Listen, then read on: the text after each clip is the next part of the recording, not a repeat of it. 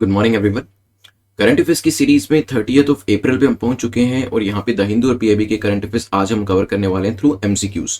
This is brief introduction about me. My name is Prince Luthra, all India rank 577 from UPSC CSE 2014 batch. और आपके जो भी doubts होते हैं आप @prince_luthra पे टेलीग्राम के ऊपर मुझसे पूछ सकते हैं या फिर netmookis@gmail.com के ऊपर भी आप मेल कर सकते हैं। चलिए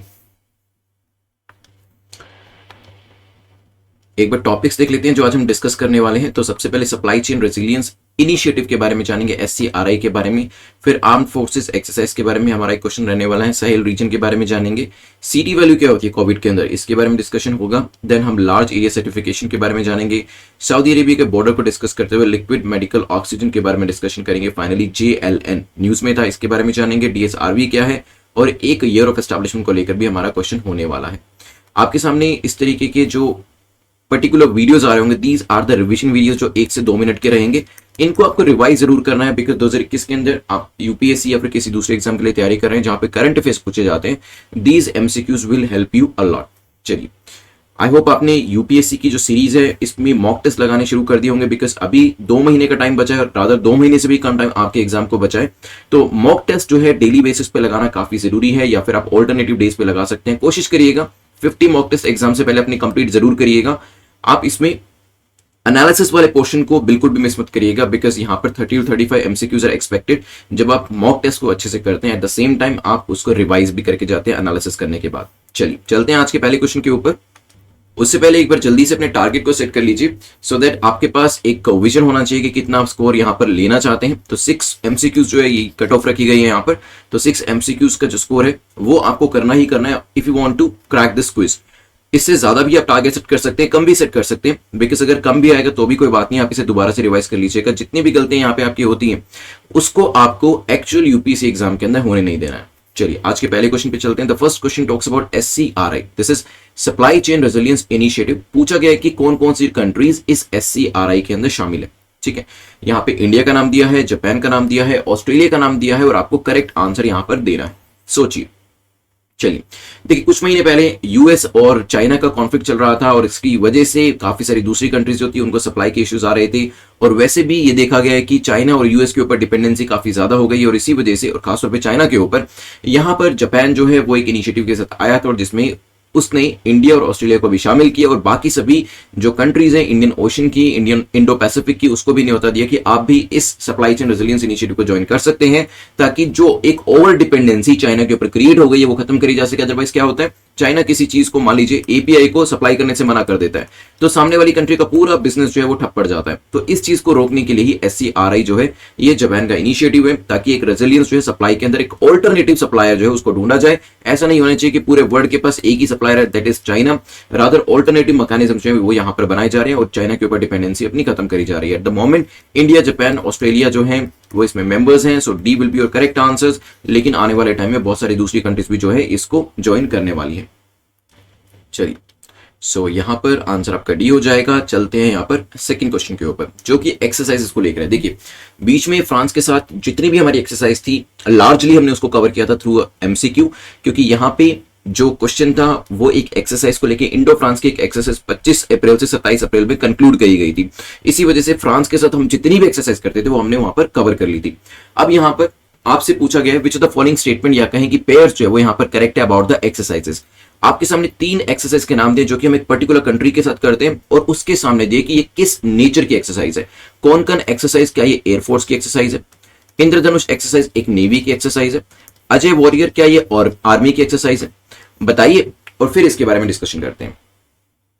चलिए देखिए, अगर हम कॉन्कन की बात करते हैं, Konkan is a naval exercise, तो ये तो पहला पेयर तो इनकरेक्ट हो जाता है। इंद्रधनुष की बात करें, इंद्रधनुष कहां होता है, आकाश के अंदर होता है, तो इट्स एन एयरफोर्स, एयरफोर्स की एक्सरसाइज है। इस तरीके से आप याद रखिएगा, ठीक है।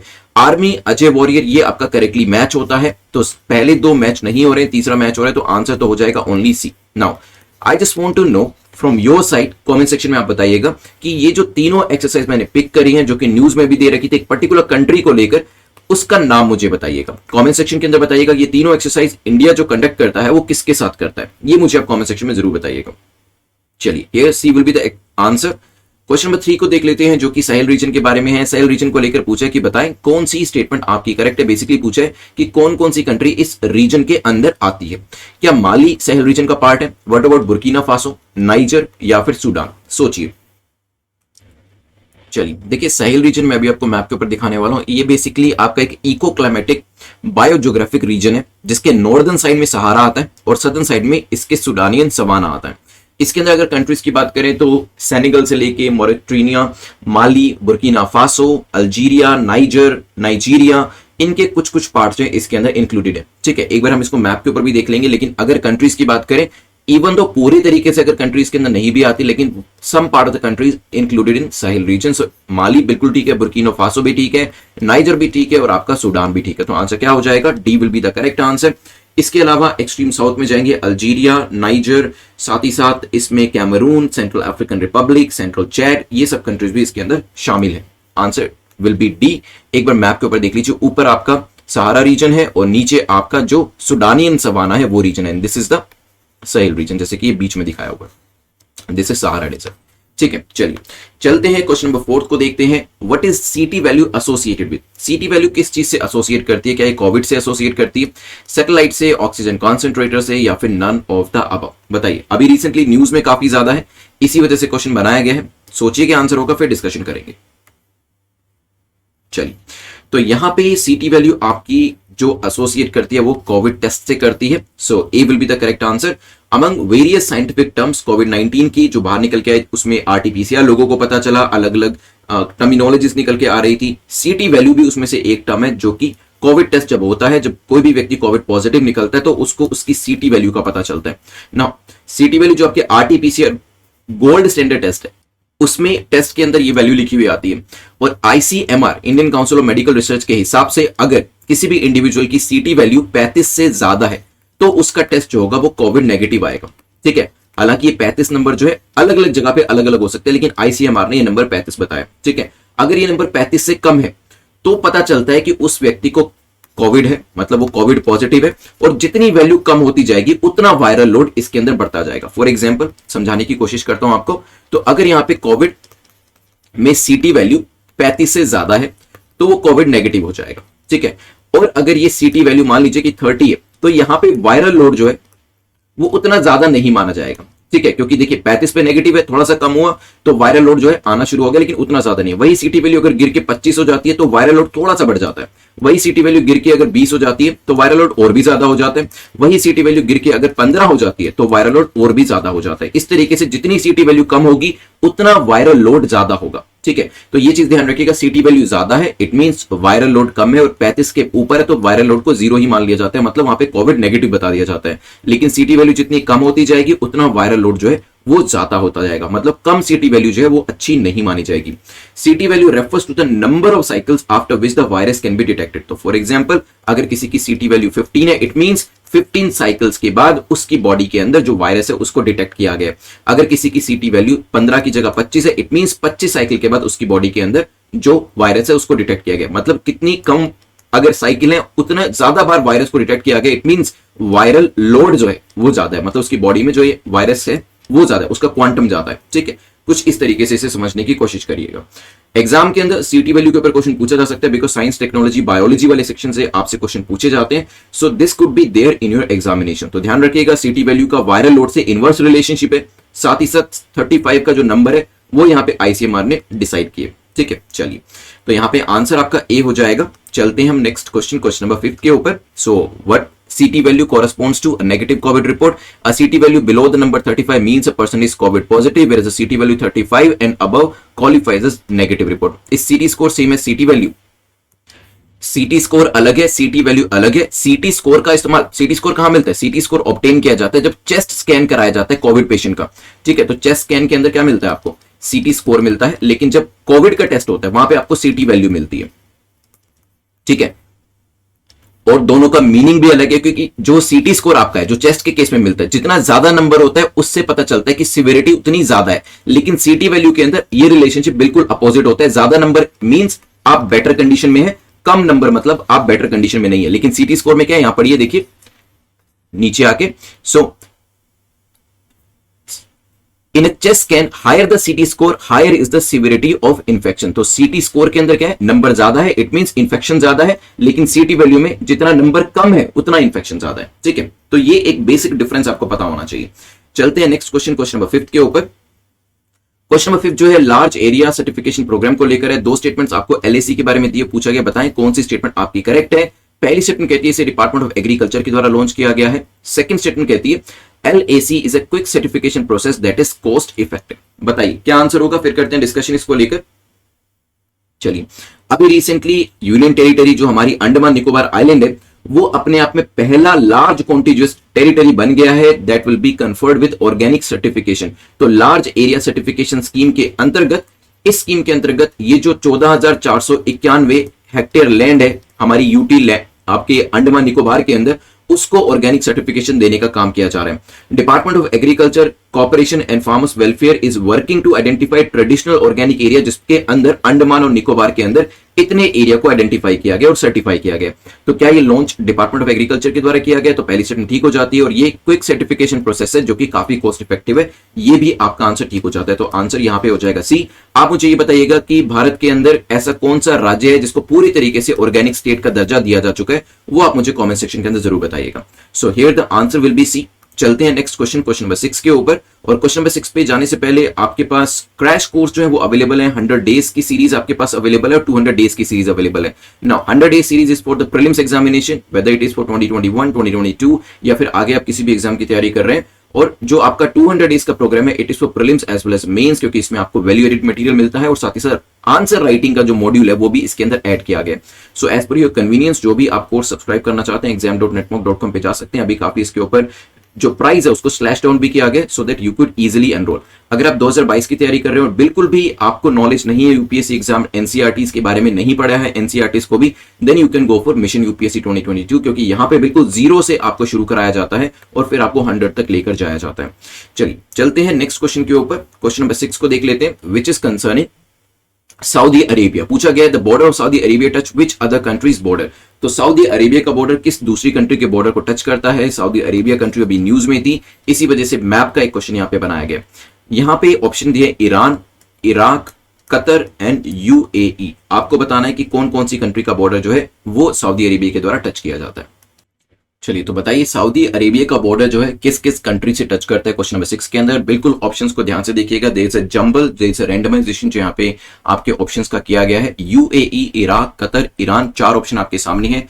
लेट्स सी कितने लोग इसमें आंसर कर पाते हैं। मैप रिलेटेड आपका क्वेश्चन है। आई होप आप मैप जो है कम से कम 5 से 10 मिनट रोज कर रहे होंगे, because this is an important exercise जो कि आपको एग्जाम के अंदर मैप रिलेटेड क्वेश्चन को सोल्व करने में हेल्प कर सकता है। अगर 5 से 10 मिनट नहीं दे रहे हैं तो प्रॉब्लम हो जाएगी, क्योंकि लास्ट में फिर मैप को एक्सेप्ट करने में थोड़ी सी परेशानी होती है।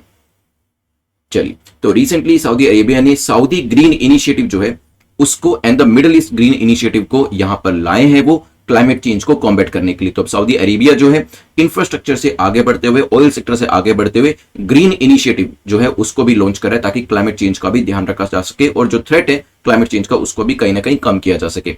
अगर हम बात करें तो एक बार मैप के ऊपर देख लेते हैं। तो यहाँ पे सऊदी अरेबिया आपको दिख रहा है और ऊपर देखेंगे तो जॉर्डन जो है वो टच कर रहा है, इराक आपको यहाँ पे दिख जाएगा, आपको कुवैत आपको दिख जाएगा, यहाँ पे कतर जो है ये भी आपका टच होता हुआ दिख जाएगा, यूएई, ओमान भी आपको दिख रहा है, ओमान के साथ नीचे यमन भी दिख रहा है। नीचे जाएंगे तो यहाँ पर ये टचिंग नहीं हो रही है, लेकिन ईरान जो है ईरान टच नहीं कर रहा है। सो अगर आप देखेंगे right from Iraq, Jordan, Kuwait, Oman, Qatar, UAE और यमन जो है वो टच कर रहा है, बाकी कोई भी कंट्री टच नहीं कर रही है। It means UAE, Qatar, sorry Iran, just a second, UAE, Iraq, Qatar जो है वो टच कर रहा है, ईरान इज नॉट टचिंग। तो आंसर क्या हो जाएगा, B will be the correct answer, ध्यान रखिएगा। ठीक है, सो यहाँ पे वैसे भी ईरान सऊदी अरेबिया जो है उतना ज्यादा दोनों के बीच में बनती नहीं है, कॉन्फ्लिक्ट जो है वो चलता रहता है। इस तरीके से भी आप याद रख सकते हैं कि that's why they are not touching. ठीक है, चलिए चलते हैं क्वेश्चन नंबर 7 को देखते हैं, जो कि लिक्विड मेडिकल ऑक्सीजन को लेकर है। एलएमए को लेकर पूछा है कि बताएं कौन सी स्टेटमेंट आपकी करेक्ट है, कौन सा कथन आपका सही है। ये एक हाई प्योरिटी ऑक्सीजन सूटेबल है जो कि ह्यूमन बॉडी के लिए यूज करी जा सकती है, लेकिन ये कैरेक्टरिस्टिक जरूर देखिएगा, काफी ज्यादा प्योर है। ठीक है। The world health organization include this on their list of essential medicine. क्या ये एसेंशियल मेडिसिन की लिस्ट में हो सकती है डब्ल्यूएचओ की? May be not. सोचिएगा, काफी न्यूज में है लिक्विड मेडिकल ऑक्सीजन, क्योंकि अभी जो crisis like situation second wave of Covid की वजह से चल रही है, इसके अंदर सरकार ने कहा है, राज्य सरकारों को, इवन सुप्रीम कोर्ट ने भी कहा है, जो आपकी वेरियस कंपनीज है कि जहां जहां पर भी आप लिक्विड ऑक्सीजन को प्रोड्यूस कर सकते हो करो और यहाँ पे हॉस्पिटल्स को प्रोवाइड करो, उसको लिक्विड मेडिकल ऑक्सीजन के अंदर कन्वर्ट करके, ताकि वो पेशेंट्स जो है वो यूज कर सके डायरेक्टली और उनकी जान जो है वो बचाई जा सके। ठीक है। अगर हम एलएमओ की बात करते हैं तो जो जरूरत पड़ी है ऑक्सीजन की वो सेकंड वेव के बाद पड़ी है। फर्स्ट वेव में उतना ज्यादा सर्ज जो था वो नहीं देखा गया था। इंडिया का जो डेली प्रोडक्शन है वो 7100 मैट्रिक टन के आसपास है। ठीक है। डेली प्रोडक्शन कैपेसिटी जो इंडिया की है वो 7100 मैट्रिक टन के पास है, और ये जो है इस्तेमाल करी जाती है इंडस्ट्रियल सेक्टर में, सबमरीन्स में, आपके डिफेंस सेक्टर के अंदर यूज करी जाती है। Due to the crisis the production has been increased to 8922, तो ये अब इंक्रीज होके 8922 मैट्रिक टन कर दी गई है। And approximately daily cell 7017। Domestic production जो है उसको यहां पर धीरे धीरे और भी फर्दर इंक्रीज किया जा रहा है, क्योंकि ये देखा गया है कि इवन दो प्रोडक्शन इंक्रीज किया गया उसके बाद भी लोग जो है इसको स्टोर कर रहे हैं फ्यूचर पर्पस के लिए, जिसकी वजह से पेशेंट्स जो है उन बेचारों तक जो आपकी ऑक्सीजन है वो नहीं पहुंच पा रही है।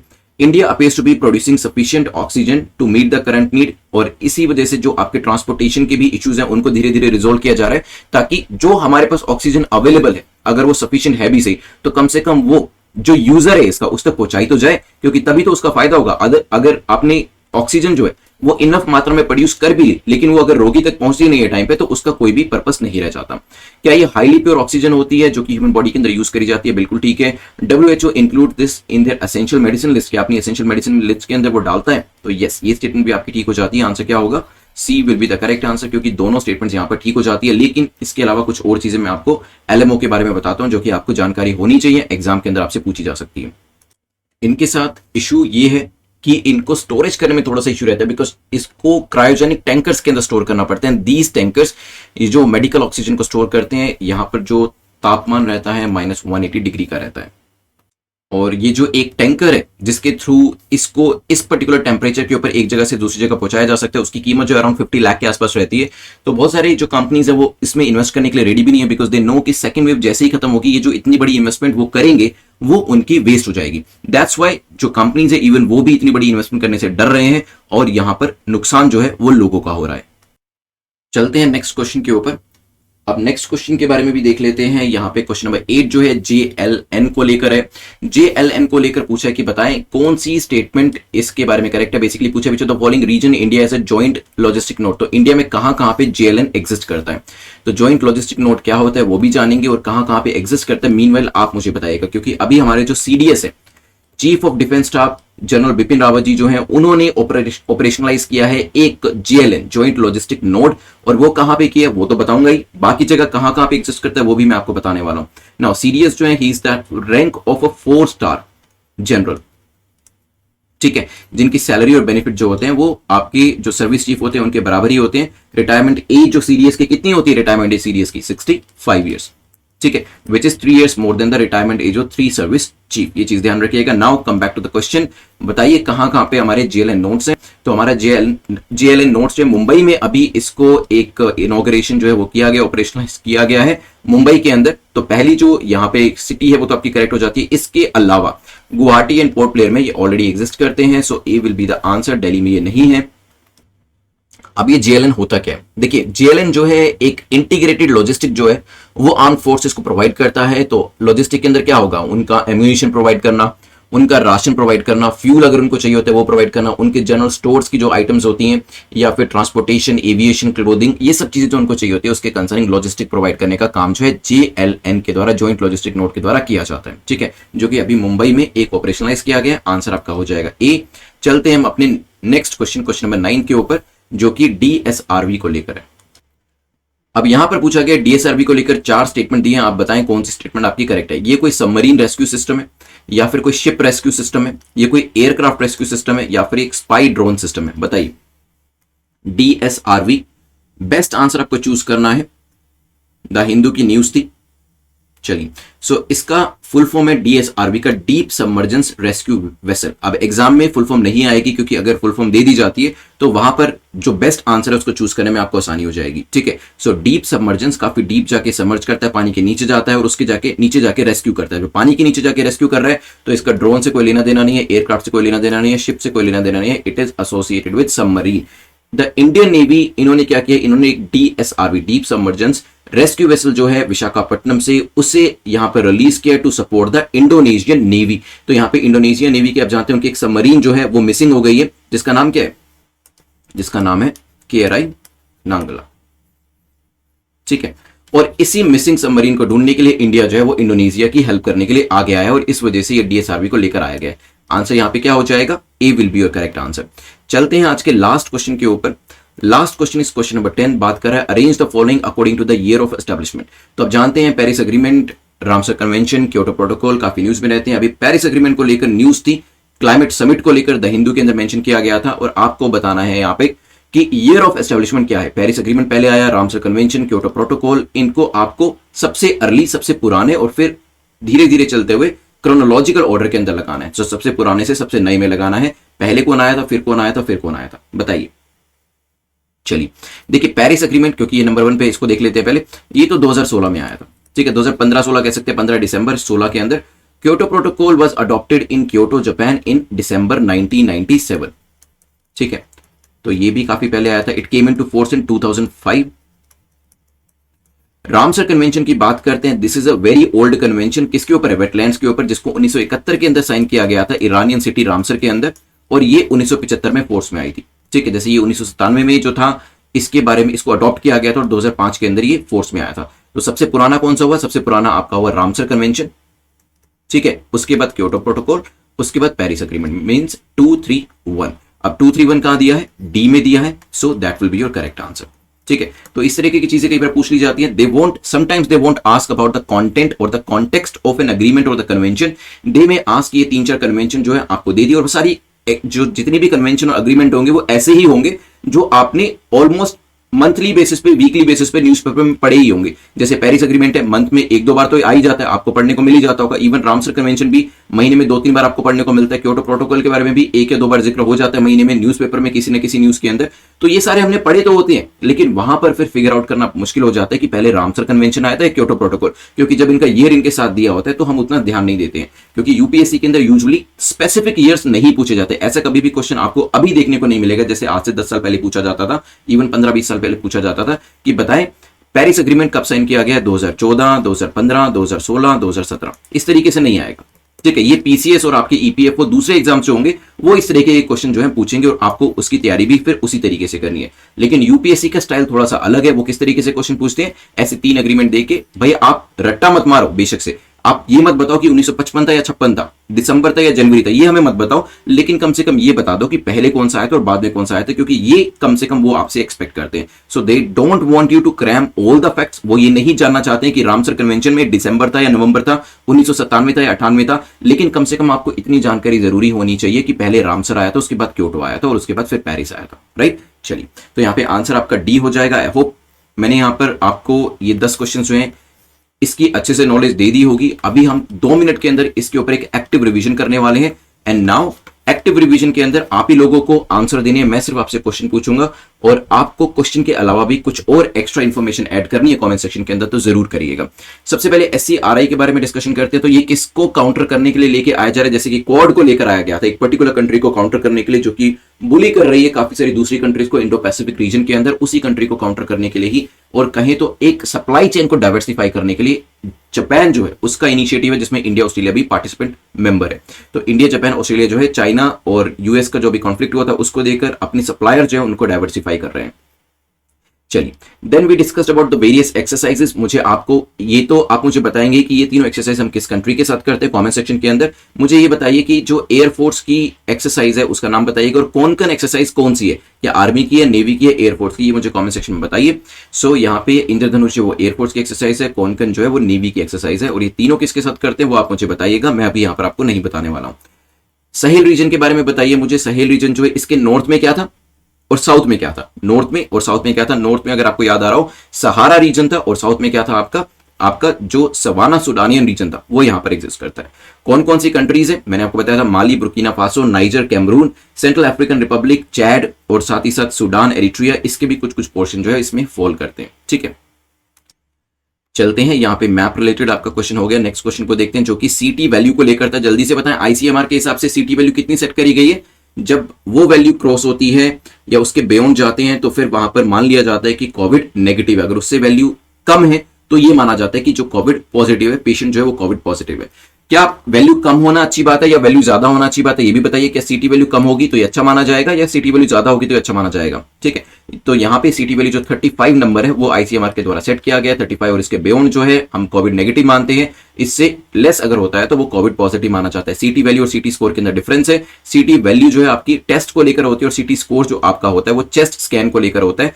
सीटी स्कोर और यहां पर इन्फेक्शन के बीच में डायरेक्ट रिलेशनशिप होता है, लेकिन सीटी वैल्यू और यहां पे इन्फेक्शन के बीच में इनवर्स रिलेशनशिप होता है। मतलब जितना सीटी वैल्यू कम उतना डेंजर ज्यादा, जितनी आपकी सीटी वैल्यू ज्यादा उतना डेंजर कम। ठीक है, चलिए फिर हमने एलएसी प्रोग्राम के बारे में जाना था। किस यूटी का नाम मैंने आपको यहां पर बताया था, जल्दी से बताया। डिपार्टमेंट ऑफ एग्रीकल्चर का एक जो प्रोग्राम है उसको लेकर आया गया है और यहां पे बात करी गई थी कि किस तरीके से लार्ज एरिया सर्टिफिकेशन स्कीम के अंदर ऑर्गेनिक सर्टिफिकेशन जो वो किया जाएगा और ये किया गया 14,491 हेक्टेयर का अंडमान निकोबार आइलैंड के अंदर। राइट, चलिए जो वेरियस आपकी यहां पर सीरीज है, चाहे वो क्रैश कोर्स है, क्रैश कोर्स में तभी जाइएगा जब आपको बेसिक नॉलेज है, थोड़ा बहुत आइडिया है आपको चीजों के बारे में, तो आप क्रैश कोर्स में जा सकते हैं। और अगर बिल्कुल जीरो से स्टार्ट करना चाहते हैं तो you can go for the mission UPSC 2022 और 2023, बोथ आर अवेलेबल।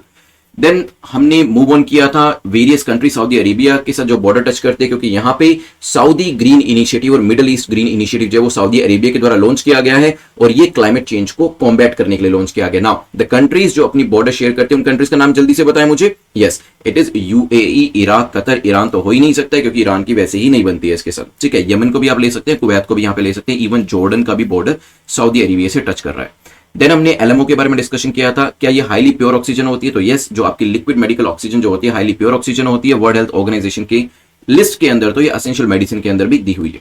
ठीक है, चलिए चलते हैं क्वेश्चन नंबर 8 जेएलएन के बारे में जानते हैं, जो कि लॉजिस्टिक का काम जो है आर्मी का सारा देखता है। मुंबई के अंदर अभी एक थर्ड जेएलएन जो है इसको ऑपरेशनलाइज किया गया। इससे पहले गुवाहाटी और पोर्ट ब्लेयर के अंदर ये ऑलरेडी एग्जिस्ट करते थे। सीडीएस जो है हमारे जो जनरल बिपिन रावत हैं, रिटायरमेंट एज 65 होती है, पक्ष बाकी सर्विस चीफ के बराबर होते हैं, लेकिन यहाँ पे जो एज है 65 वो ज्यादा होती है यहाँ पे। ठीक है, चलिए चलते हैं नेक्स्ट क्वेश्चन के ऊपर, which is question number 9। DSRV क्या है? This is what is DSRV? Deep submergence rescue vessel. तो नीचे पानी के नीचे जाके रेस्क्यू करना है तो किसको करेंगे? सबमरीन्स को करेंगे। और इंडोनेशियन जो एक सबमरीन अभी खो गई है उसको यहाँ पे लोकेट करने की कोशिश करी जा रही है। लास्ट क्वेश्चन जो हमारा था, हमने जो डिस्कशन किया था अभी रिवीजन के अंदर, सबसे पहले कौन सा कन्वेंशन आया या अग्रीमेंट आया, तो यहां पर सबसे पहले आपका आया था रामसर, उसके बाद था क्योटो, उसके बाद था पेरिस। तो यहां पे नंबर एग्जैक्ट याद हो या ना हो, it really doesn't matter, but you should know the sequence. उतना आपको पता होना चाहिए कि क्योंकि एक चीज 10 साल पहले आई है, एक चीज 20 साल पहले आई है, एक चीज अभी रिसेंटली 3, 4, 5 साल पहले आई है, तो इतना आपको पता जरूर होना चाहिए। चलिए, सो 10 क्वेश्चंस हमारे यहाँ पे कंप्लीट होते हैं और ये क्योटो प्रोटोकॉल पेरिस एग्रीमेंट के ऊपर एक मैंने बहुत अच्छा आपको इन्फोग्राफिक दिया, तो इसको अच्छे से नोट्स के अंदर सेव जरूर करिएगा जब सेकंड टाइम नोट्स बनाते हैं और अच्छे से इसको जरूर देखिएगा। अभी रिवीजन हमारी कंप्लीट होती है और आप लोग जो तैयारी कर रहे हैं पीसीएस या दूसरे एग्जामों की भी तैयारी कर रहे हैं, जो मैराथन सेशंस होते हैं आपके सैटरडे को मैराथन सेशन दिया जाता है। ठीक है, मंडे टू फ्राइडे हमारे लेक्चर्स रहते हैं, सैटरडे को मैराथन रहता है आपका वीकली मैराथन, और संडे को हमारा मैप का लेक्चर रहता है। तो इसमें मैराथन को भी देखा करिए और बाकी जो डेली बेसिस पे एमसीक्यूज उसको जरूर करें, क्योंकि देखिए डेली बेसिस पे करेंगे कोई भी चीज अगर आप, तो डेफिनेटली वहां पर चीजें इंप्रूव होनी शुरू हो जाएंगी आपके लिए। जैसे अगर आप जिम भी जाते हैं तो जब आप वो डेली बेसिस पे करेंगे तभी वो चीज आपको फायदा देगी। अगर 2 दिन जाते हैं, फिर 3 दिन नहीं जाते हैं, फिर 1 दिन जाते हैं, फिर 5 दिन नहीं जाते हैं और फिर इवेंचुअली उसे छोड़ ही देते हैं, so that will not help you at all. लेकिन डेली बेसिस पे अगर आप करते रहते हैं, कभी छूट जाए एक आधी बार तो I can understand that, but अगर आप डेली बेसिस पे इन एमसीक्यूज को प्रैक्टिस करते हैं, सो आफ्टर अ ईयर आपकी इतनी अच्छे से तैयारी हो जाती है कि प्रीलिम्स के अंदर काफी ज्यादा क्वेश्चंस को आप सोल्व कर पाते हैं। इवन यूपीएससी के अंदर ही नहीं, अगर आप पीसीएस से दूसरे एग्जाम की भी तैयारी कर रहे हैं वहां पर भी आप काफी सारे क्वेश्चंस को सोल्व कर पाएंगे। चलिए, तो यहाँ पे प्रीलिम्स का क्वेश्चन जो आपको कमेंट सेक्शन में आंसर करने, सीटी value is more, is it good? अगर सीटी वैल्यू ज्यादा होती है तो क्या ये अच्छी बात है या बुरी बात है? और आईसीएमआर के हिसाब से क्या नंबर सेट किया गया था वो भी अगर आपको याद है तो प्लीज कमेंट सेक्शन में जरूर बताइएगा। नेक्स्ट टाइम में जो विनर होंगे उनको फ्री पीडीएफ जो वो भी दी जाएगी और उनका जो नाम है वो भी अनाउंस किया जाएगा in the very same video. There are various courses जिसको आप सब्सक्राइब कर सकते हैं, एनरोल कर सकते हैं। There are crash courses, there are full fledge courses also. तो अपनी कन्वीनियंस और अपनी नीड के हिसाब से आप वेरियस कोर्सेज के अंदर exam.netmock.com के ऊपर जाकर इन कोर्सेज के अंदर एनरोल करा लीजिएगा। अब जल्दी से मुझे बताएं कि आपने कितना कितना स्कोर किया है। यहां पर जो 6 थी वो कट ऑफ रखी गई थी and I am pretty sure आपने अच्छा स्कोर किया होगा। देखिए अगर 6 से कम भी है तो भी कोई दिक्कत नहीं है। अगर आपने अभी अभी क्वेश्चन शुरू करे हैं सोल्व करने और 6 से ऊपर स्कोर किया then that's a good sign, और 6 से कम का अगर स्कोर है इवन दैट इज एक्सेप्टेबल। आपको डेली बेसिस पे एमसीक्यू को सोल्व करना है और जहां जहां पे गलतियां हुई है वहां वहां एनालिसिस करना है कि गलती का रीजन क्या था। क्या नॉलेज नहीं थी इस वजह से गलती हुई, क्या आपने क्वेश्चन को गलत समझ लिया या फिर क्वेश्चन को गलत रीड कर लिया। Now these are the mistakes जो कि आपको इन क्विजेस के अंदर दूर करनी है so that when those 100 MCQs, देखिए एग्जाम के अंदर कोई भी बुक आपके सामने नहीं आती, कोई पैराग्राफ आपके सामने नहीं आते, वहां पर 100 एमसीक्यूज आपके सामने आते हैं और वही डिसाइड करते हैं कि क्या आप मेंस का पेपर देंगे या नहीं देंगे। देयरफॉर प्रैक्टिसिंग एमसीक्यूज जो है वो काफी इंपॉर्टेंट हो जाता है, क्योंकि हम क्या करते हैं, पूरा साल किताबें तो बहुत ज्यादा पढ़ते हैं और बहुत सारी चीजें, बहुत सारे न्यूज़पेपर पढ़ते हैं, एक ही सब्जेक्ट के ऊपर काफी सारी किताबें खरीद लेते हैं, लेकिन जो एक्चुअल चीज है that is practising the mock test देना या फिर एमसीक्यूज को प्रैक्टिस करना, ये हम भूल जाते हैं, जिसकी वजह से फिर हमारे प्रीलिम्स के अंदर उतने अच्छे मार्क्स नहीं आ पाते। That's why this initiative was started, ताकि आपके एमसीक्यूज की प्रैक्टिस जो है वो हो जाए, एलिमिनेशन मेथड आप सीख जाएं और काफी सारी चीजें जो आप अदरवाइज नहीं कर पाते एमसीक्यूज के अंदर वो यहां पे आप ज्यादा से ज्यादा स्कोर करने के लिए यूज कर पाए। जो ये वीडियो की पीडीएफ है वो आपको टेलीग्राम पे मिल जाएगी कल रात को 10 बजे, जिसका लिंक, टेलीग्राम के ग्रुप का लिंक नीचे डिस्क्रिप्शन में दिया गया है। आपका कोई भी डाउट होता है तो आप @prince_luthra पे मुझसे पूछ लीजिएगा।